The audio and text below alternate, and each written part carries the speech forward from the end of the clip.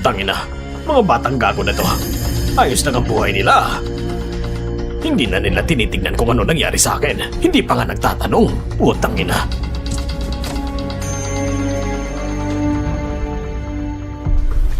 Xiaowo, buksan mo ang pinto.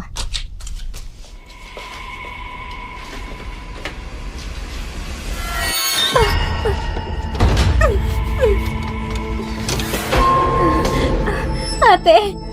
Bakit? Ate!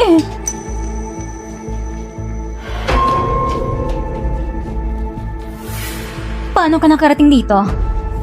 Ano sa'yo? Hindi ba pwede maging maayos ang ugali ko kapag nakikita ka? Lumabas ka! Lumayo ka sa buhay namin! Nagkakainis kayo ah! Ganyan ka ba magkipagsalita sa akin? Ang inutil yung nanay. Bakit pa pinanganak kayong dalawa? Hindi ko pinapayagan na sabihin mo yan! Ate! Walang galang ka. Parang ipinanganak pero hindi inalagaan ng nanay mo. Huwag ka ngayong araw. Kailangan talaga kita turuan ng leksyon. Huwag mo saktan Tumayo ka! ako!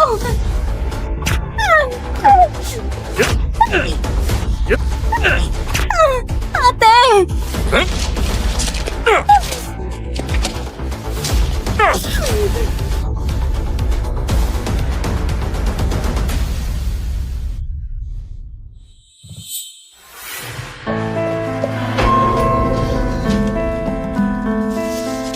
Ibalik mo sa akin yan!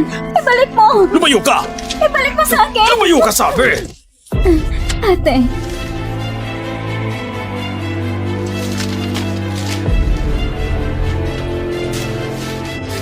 Ibigay mo sa akin yan! Lumayo ka!